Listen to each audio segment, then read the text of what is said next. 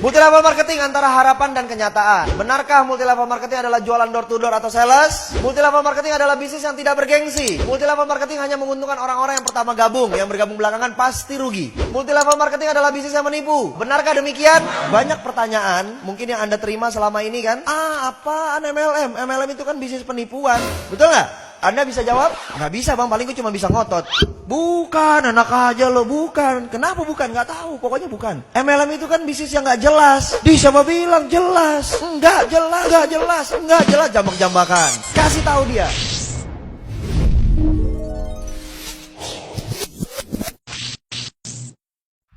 Anda tahu nggak bahwa di dunia ini ada sistem pemasaran? Setiap perusahaan yang ingin mencari keuntungan pasti harus menjual produk. Produknya itu bisa berupa barang, bisa berupa jasa, betul? Nah, dibutuhkan sistem pemasaran untuk sampai ke konsumen. Nah, sistem pemasaran itu hari ini saya mau jelaskan kepada Anda. Oke, saya mau kasih tahu sama teman-teman. Di dalam dunia bisnis, ini dibagi menjadi beberapa jenis. Yang pertama adalah bisnis konvensional. Yang kedua adalah bisnis multi level marketing. Yang ketiga adalah bisnis money game. Nah, supaya kita nggak kejebak, saya mau bahas dulu yang pertama di money game. Anda tahu money game itu apa? Artinya, money, uang, game, permainan, berarti permainan uang. Banyak nggak yang nembak Anda? Ini money game ya? Jangan-jangan ini bisnis putar-putar uang orang, betul?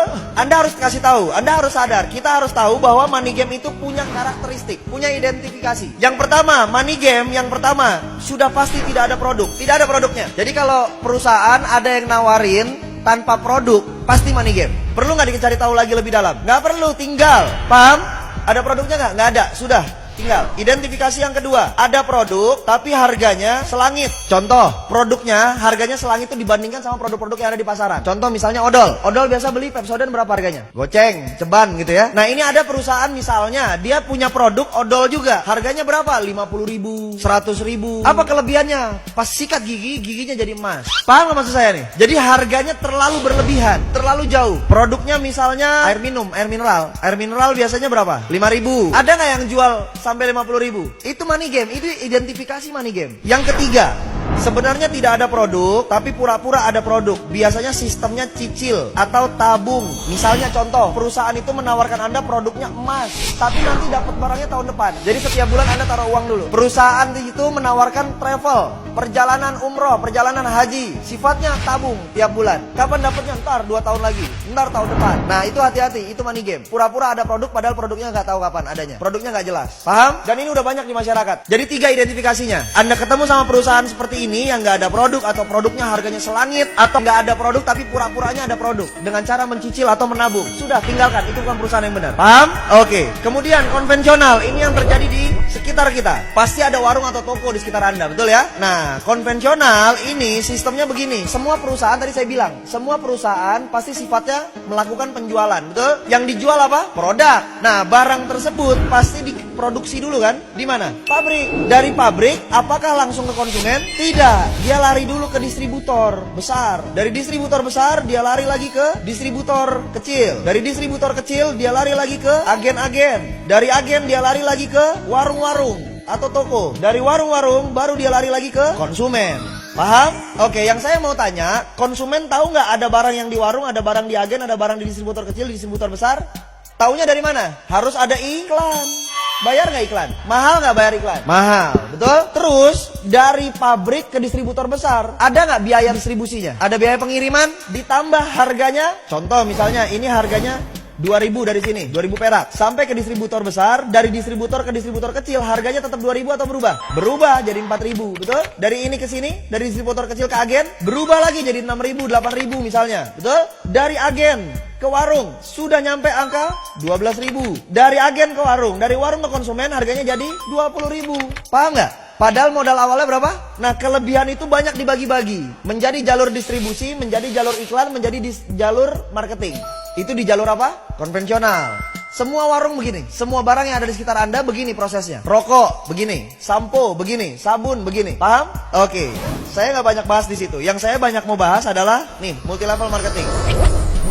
Lalu kalau begitu, apa bang kelebihannya multi level marketing? Multi level marketing ini adalah perusahaan di mana barangnya tetap yang produksi pabrik. Dari pabrik lari ke distributor. distributor tunggal namanya. Itulah perusahaan multi level marketing. Dari distributor tunggal larinya kemana? Ke konsumen. Langsung. Loh, terus bang, kan konsumen ini kan member. Ya, dia member. Terus member biasanya tugasnya ngapain? Cerita, betul? Akhirnya ada orang yang gabung sama dia, betul ya? Berarti si konsumen ini bisa menciptakan konsumen yang lain ya? Artinya apa? Konsumen ini otomatis garis miring marketing. Berarti konsumen ini garis miring bintang iklan. Berarti konsumen ini garis miring apa? Distributor. Paham? Dari sini konsumen menciptakan konsumen lagi, menciptakan konsumen lagi. Harganya dari pabrik ke distributor tunggal, dari distributor tunggal ke konsumen, ke sini sama semua nggak? Sama. Jadi kelebihan dananya tadi, kelebihan dananya tadi itu dialirkannya kepada siapa? Kepada kita, karena Anda marketingnya, Anda distributornya, Anda bintang iklannya. Berarti kita yang dibayar mahal oleh perusahaan multi level marketing. Paham? Berarti Anda distributor kan? Berarti Anda keren nggak? Bergengsi apa tidak bergengsi? Bergengsi. Kenapa harus malu? Anda distributor loh. Distributor, kalau kalau toko-toko distributor itu yang gede, yang banyak stoknya banyak, yang barangnya banyak. Berarti modalnya gede nggak? Kalau kita di multi level marketing modalnya perlu gede nggak? Nggak perlu. Paham? Oke, satu kelebihan lagi yang saya mau bahas. Anda lihat, Anda perhatikan. Biasanya jumlah barang yang dimiliki konvensional dari pabrik, dia ngoper ke distributor besar ini biasanya bersyarat. Artinya paket besar. Anggap misalnya 10.000 piece. Begitu sampai turun ke distributor kecil, ini turun menjadi 2.000 piece.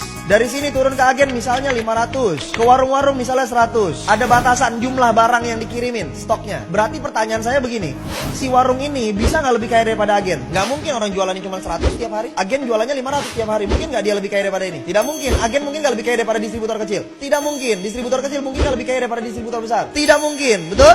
Oke. Sekarang saya mau tanya, multi level marketing, si konsumen ini jual produk nggak? Jual. Produk siapa yang dijual? Produk perusahaan, bukan produk dia. Punya stok nggak masing-masing? Punya. Stok buat apa? Buat konsumsi, bukan buat dijual. Paham nggak? Stok yang dimiliki member yang bergabung itu adalah stok konsumsi, bukan stok untuk dijual. Yang dijual adalah produk perusahaan. Berarti ada batasan nggak stok barangnya? Tidak ada. Bisa nggak kejadiannya begini? Konsumen yang atas jual cuma 50, konsumen yang bawah jualnya 100. Bisa? Bisa. Siapa yang kaya? Ya dialah yang dapat untung banyak. Yang ini cuma jual atu. Berarti yang lebih kaya yang mana? Yang bawah. Tadi ada kalimat kan? MLM adalah bisnis yang memperkaya yang di... Salah atau benar? Salah. Karena justru multi level marketing lah yang melawan konsep bisnis memperkaya yang di atas. Kalau konvensional udah pasti yang atas lebih kaya. Kerja di kantor udah pasti yang atas lebih kaya. Gaji staff sama manajer gede mana? Berarti itu yang memperkaya yang di atas. Kalau multi level marketing tidak memperkaya yang di atas sama sekali. Oke, berarti kita harus bangga dari perusahaan multi level marketing. Berikan aplaus yang luar biasa diri Anda.